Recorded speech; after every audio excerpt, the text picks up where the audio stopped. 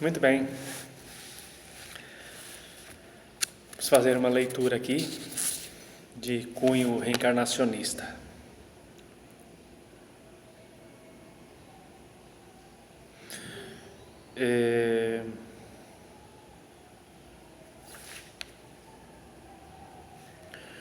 Seus discípulos então interrogaram desta forma: por que dizem os escribas ser preciso que antes volte Elias?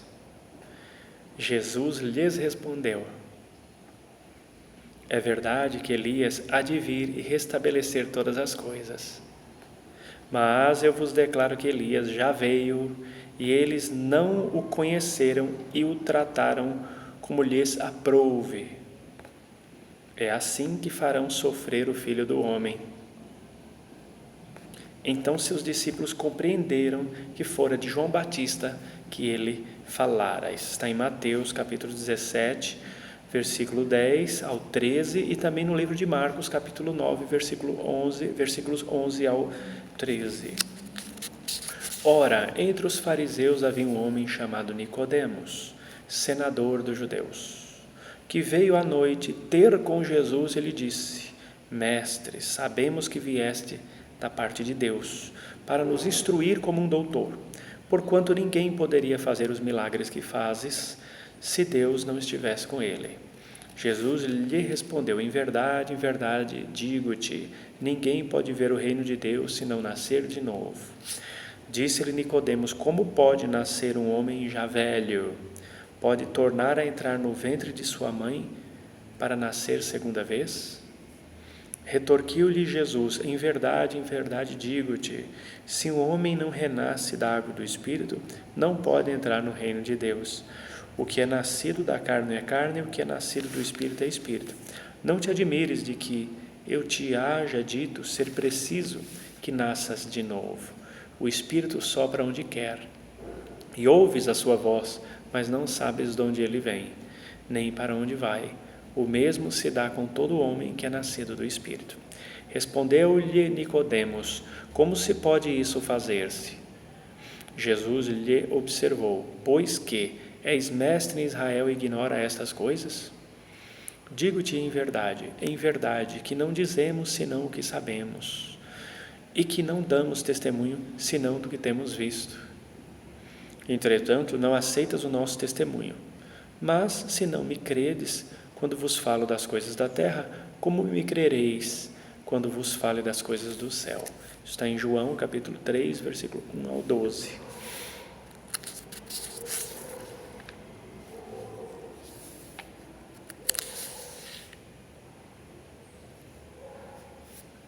Ora, desde o tempo de João Batista até o presente, o reino dos céus é tomado pela violência e são os violentos que o arrebatam. Pois que assim o profetizaram todos os profetas até João e também a lei. Se quiserdes compreender o que vos digo, ele mesmo é o Elias que há de vir. Ouça-o aquele que tiver ouvidos de ouvir. Isso está em Mateus capítulo 11, versículos 12 ao 15. Aqueles do vosso povo a quem a morte foi dada, viverão de novo. Aqueles que estavam mortos em meio a mim ressuscitarão. Despertai do vosso sono e entoai louvores a Deus. Vós que habitais no pó, porque o orvalho que cai sobre vós é um orvalho de luz, e porque arruinareis a terra e o reino dos gigantes. Está lá no Velho Testamento, em Isaías capítulo 26, versículo 19.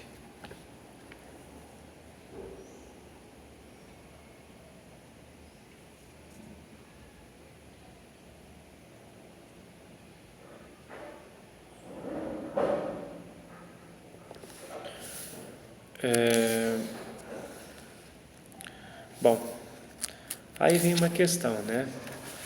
Há muitos que dizem que a reencarnação ela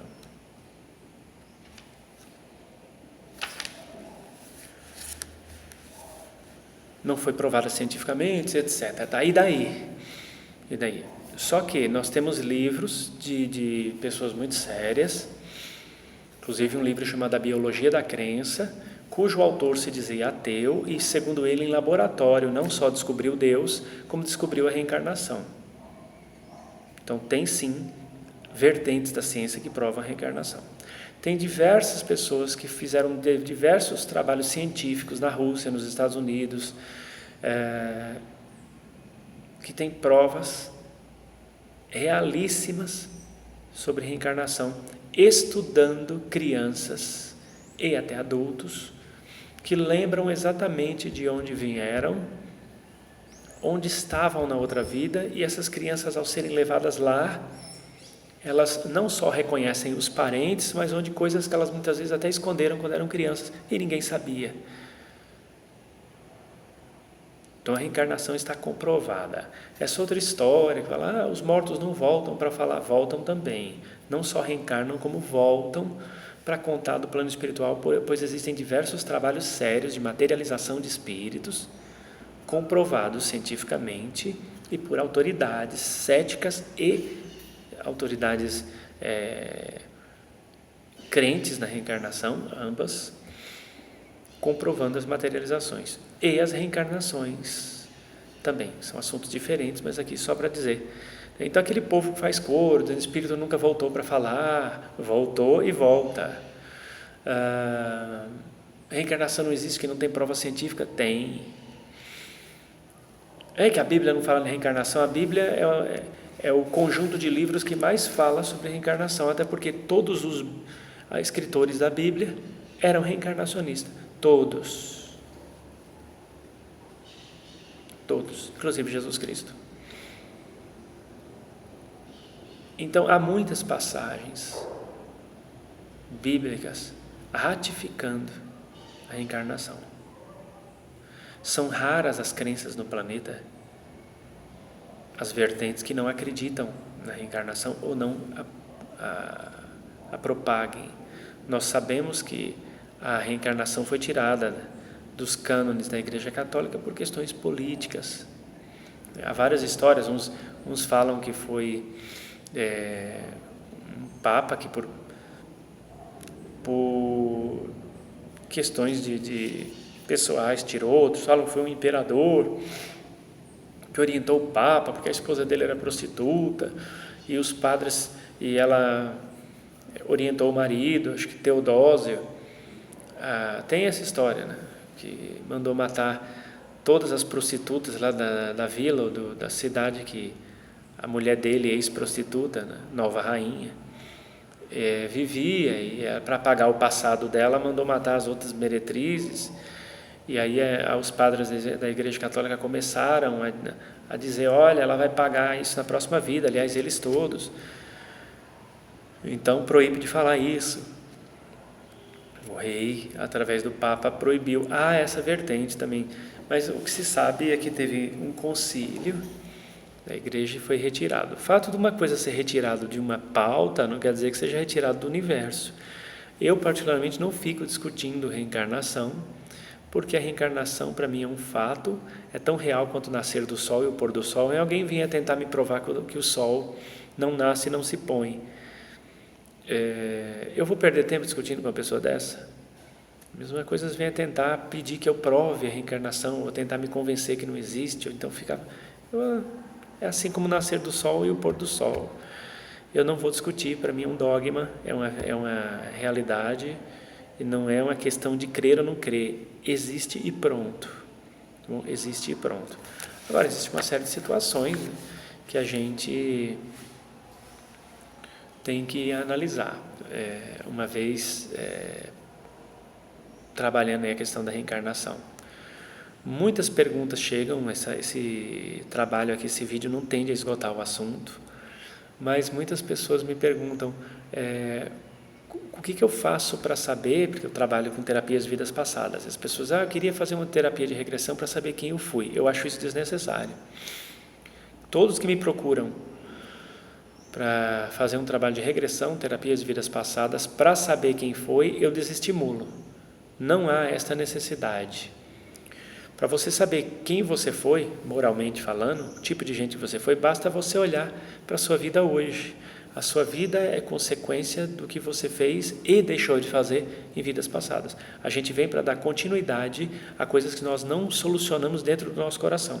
Então, se você nasceu, por exemplo, numa família muito difícil, é porque você tem que aprender com aquelas pessoas a tratar uma série de sensações dentro de você e lidar com pessoas assim, do ponto de vista sociofamiliar e psicofamiliar também.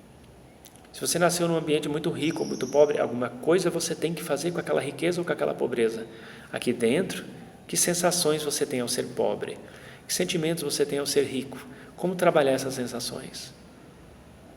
Porque elas podem colocar você a perder. Trabalhar aqui dentro e administrar fora essa situação. Dar mais valor a certas coisas.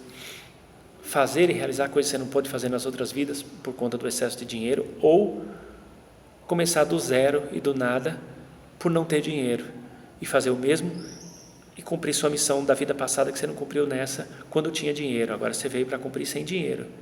E aí? Aí vai montar um albergue sem um centavo no bolso. Consegue? Se o seu propósito realmente for cumprir sua missão, vão aparecer pessoas para te ajudar. Endividadas também, a boa parte delas, que às vezes nem te conheceram em outras vidas, mas se unem nessas por uma questão aí filogenética, né? Vocês vibram, os registros acásticos colocam quem tem as mesmas pendências kármicas, coloca junto para se encontrar, para vocês juntos quitarem os seus débitos. Então não queira saber quem você foi, é melhor não saber. Eu tive que descobrir algumas vidas minhas por questões que eu tive que fazer um tratamento no passado de regressão, e por conta disso eu tive que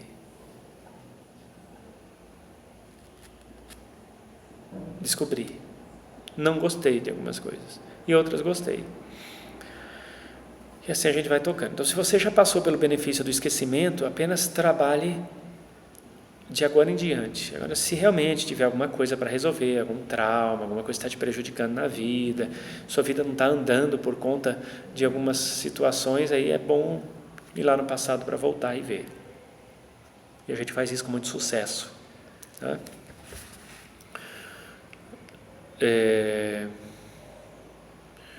Outros perguntam muito também, nossa, eu quero saber por que, por exemplo, como eu saber se eu fui homem ou mulher na outra vida? Isso também não importa.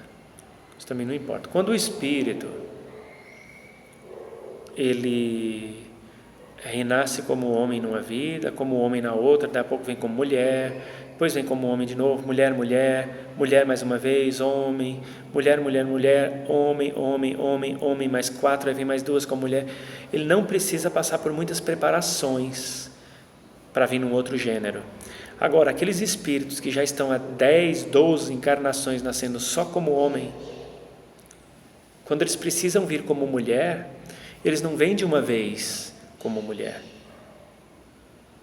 A sábia natureza coloca eles numa encarnação masculina novamente, onde ele traga diversos traços femininos, até vir numa outra com mais traços femininos ainda, muitas vezes a ponto até já de ser uma mulher trans, ou de fazer uma redesignação de sexo para aí sim, numa outra, vir como mulher. É assim que o universo vai tratando. O mesmo acontece quando uma mulher nas 10, 12, 15 reencarnações como mulher, ela precisa vir como homem, ela vem mais uma vez numa reencarnação masculina, manifestando traços, ela vem mais uma vez numa reencarnação feminina, manifestando traços masculinos, e depois numa outra de novo, manifestando mais traços masculinos ainda, até muitas vezes fazer uma redesignação, virar um homem trans, para depois vir como no gênero masculino. O universo vai com muita cautela. Agora vocês vão ver uns bobocas por aí, quando falando, tá vendo aquela mulher trans ali? Era uma mulher que reencarnou e não aceita o corpo de homem. Isso é uma das coisas mais estapafúrdias. Você vê espírita velho falando uma besteira dessa aí, uma tremenda idiotice dessa. E vai tentar mudar a cabeça desses caras. Não, porque tem cargo não sei onde, na união não sei do que, na federação não sei do que. Quando muitas vezes esse pessoal, muitas vezes no meio espírita, que está em cargos, é presidente do centro tal, da federação tal, da união, não sei do que é lá das quantas, não quer dizer que esses caras sabem de nada, quer dizer que eles têm um conchavo bom ali com certas pessoas que vão colocando eles em situações estratégicas, e muitas vezes quando vão dar uma entrevista, vão sem bagagem nenhuma da própria doutrina, nunca leram Kardec, leram os livros das apostilas dos centros que eles estudaram, as apostilas, que tem citações de Kardec. E um dia essas criaturas, né, vão dar entrevistas e falam pérolas assim que você fala, pelo amor de Deus, cala a boca, cala a boca.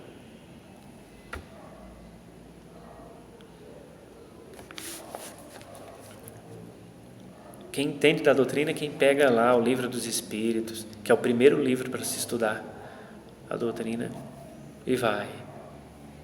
Depois se estuda o livro dos médiuns, concomitantemente vai estudando o livro do Evangelho segundo o Espiritismo, aprenda a fazer o Evangelho no lar, aprenda, peça para alguém te ensinar, nós podemos te ensinar à distância.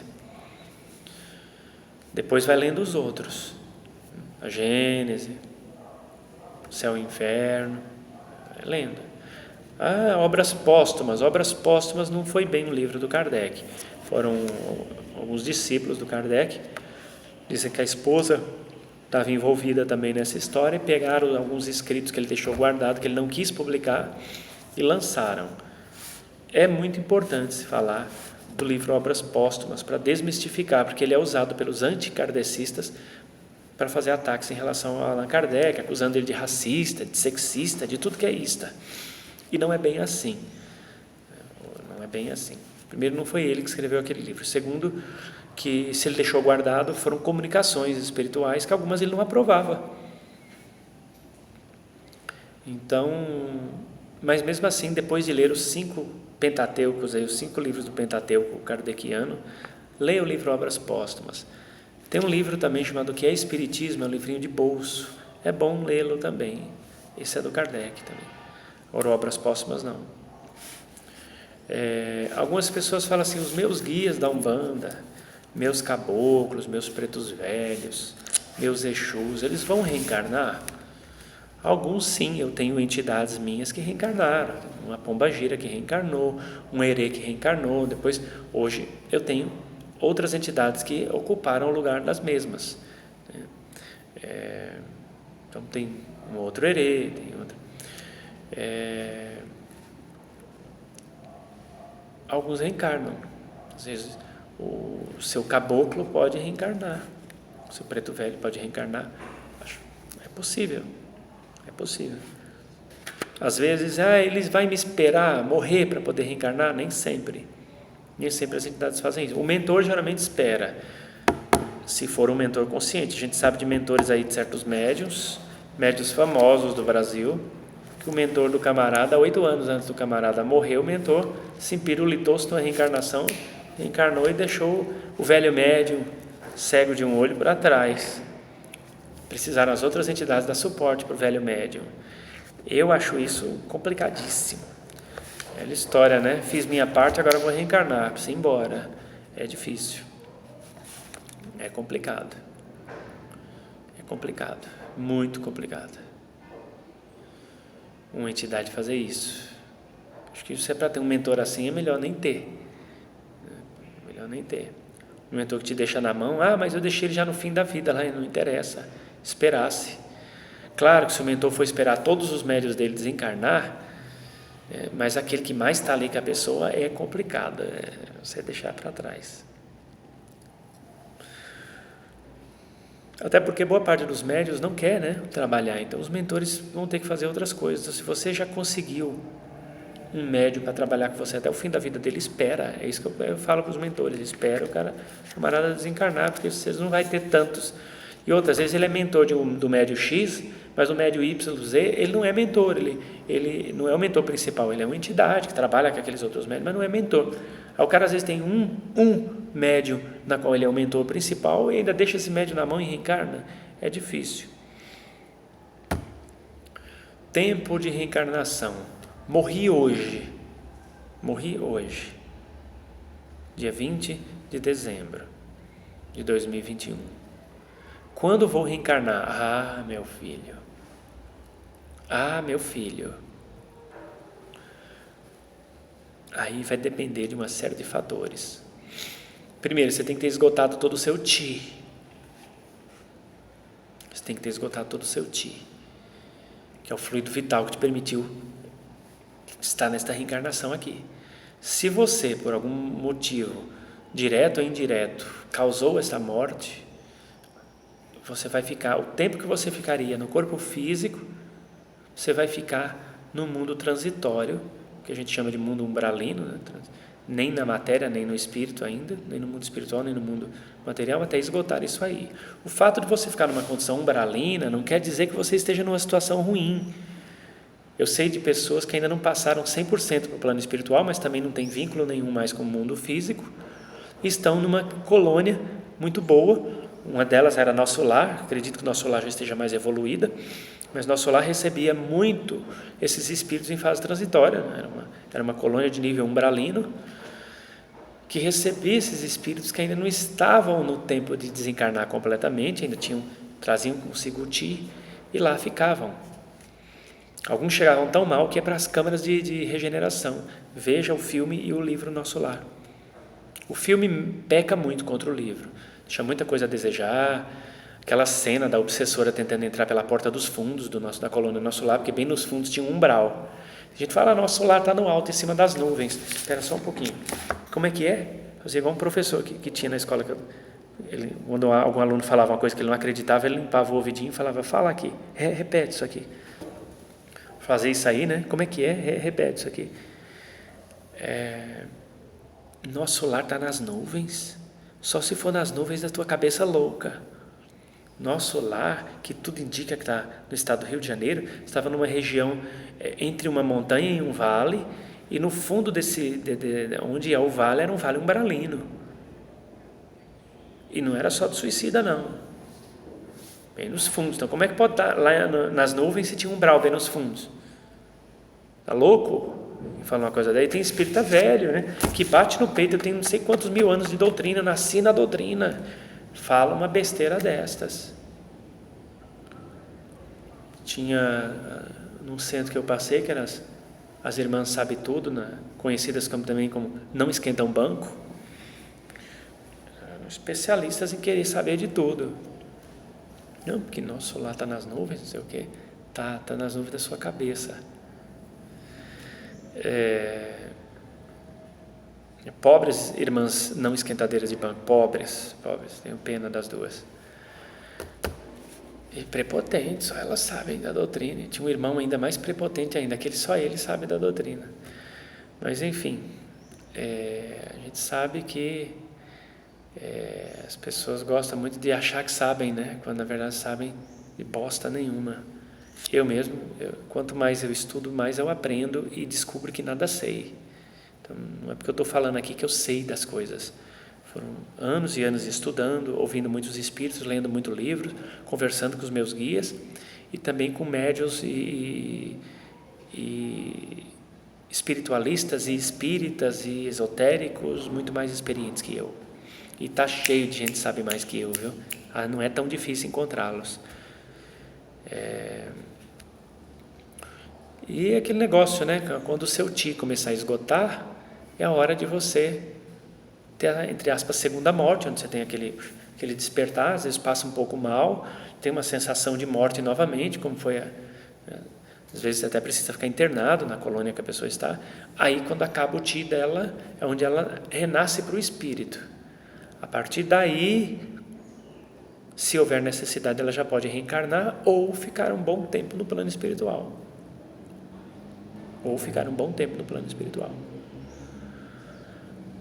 O que não é uma má ideia. E aí é aquele negócio, né? Depois que a pessoa decide reencarnar, ela passa por toda uma entrevista, vão analisar possibilidades, onde é que ela deve nascer. Às vezes ela não aceita, aí fica mais um tempo no plano espiritual estudando. E trabalhando. até conseguir uma posição melhor para reencarnar, e ela vai nascer, vai para a câmara do esquecimento. O espírito que era adulto vai regredir até ficar com o perispírito de um bebê. Imagine você lembrar de tudo, o seu corpo regredindo, que sofrimento. Então, por isso a pessoa entra para a câmara do esquecimento. Aí vai regredindo até ficar do tamanho de um bebê, para poder entrar no corpo físico. Quando incorpora no corpo físico, aí vem o nascimento, onde o corpo vai ser expulso do corpo da mãe, do corpo físico daquele bebê, porque o espírito já está ali, ele tem que sair do corpo da mãe, ele tem que nascer. Quando nasce e tem a primeira respiração, geralmente através seguido do choro, é onde o oxigênio, junto com o eletromagnetismo do planeta, penetra nas mitocôndrias das células, que abastece as membranas da célula daquele corpinho, e o corpo é nidado ali, passa por um processo de nidação, fixação. Aí esse espírito só sai do corpo por 2 motivos: temporariamente, através de desdobramento ou emancipação da alma, né? Que é praticamente o mesmo fenômeno, só muda, um está no sono, o outro é consciente, ou pela morte.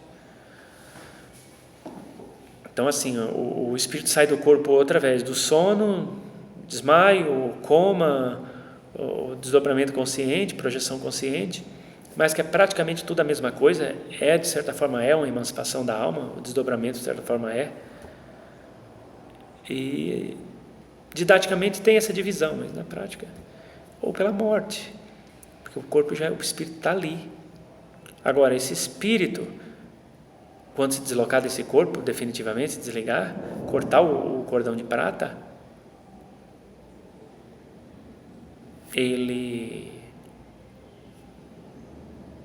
nem sempre se desloca do corpo, se desliga do corpo completamente, porque já deu tempo.